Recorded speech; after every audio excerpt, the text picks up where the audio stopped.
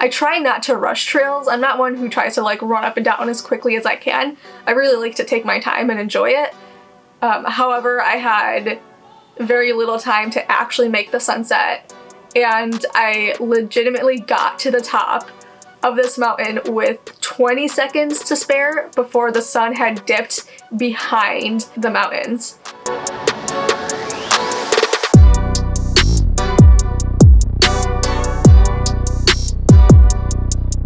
Hi, I'm Jamie. I live in Seattle and I take my two dogs, Ember and Ash, on weekly adventures in the mountains.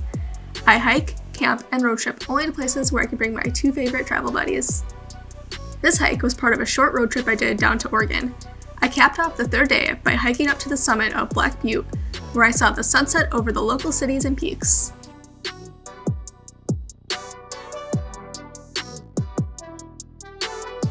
Hi, welcome back.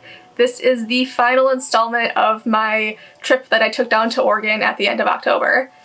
At this point, I had already done a backpacking trip over the 2 days prior, and the morning of, I did the Broken Top Loop. My legs were pretty fried at this point, but I saw a perfect opportunity to fit in one more trail, and it was lining up perfectly with sunset. I really couldn't pass it up, so I went for it. I was trying to run up this mountain as quickly as I could to see the sunset, which was really hard because, like I mentioned before, I had put in a lot of miles between the 2 days and that morning already. So I worked hard for this sunset. It was worth it. I'm glad I ran as fast as my very sore legs could take me. I think you'll enjoy everything that I was able to capture. So here you go. Enjoy. There are two trailheads to access the summit. The shortest one winds up the butte on a relatively easy forest road. It's only 2 miles to the top. 2 very steep miles. My legs were dead, having done so much hiking already between the past few days. My only goal was to reach the summit before sunset.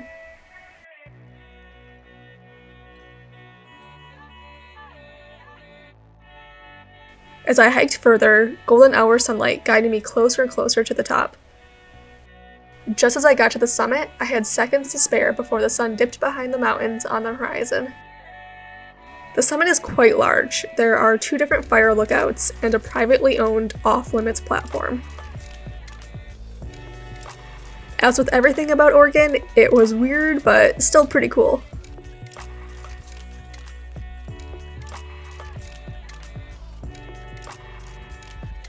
The evening colors were absolutely gorgeous, and the night was totally clear, so the stars started shining early, along with a very bright and full moon.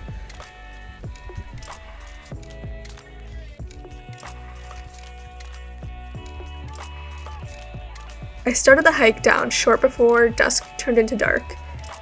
I had a bright moon and so many stars guiding me back to my car.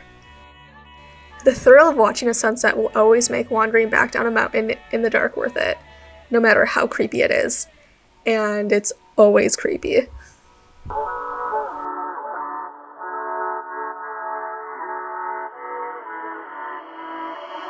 I spent one more night in the car, then woke up early the next morning to drive back.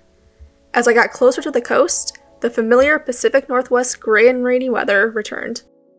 Being October 30th, there was one necessary stop I had to make before going home: Halloweentown.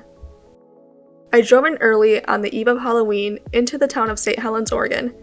They host annual Halloween events at one of the most iconic filming locations of the movie, the City Hall.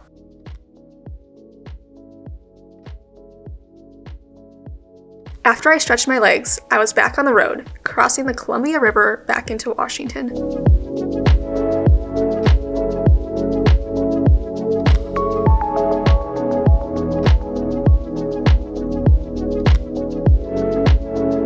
I'm now back in Washington, and I've done a few other hikes since. I'm making the videos for those right now, but the next one is going to be another sunset at a fire lookout. This has been the year of fire lookouts for me, I swear. But I'm very excited to show off that one. Until then, see ya.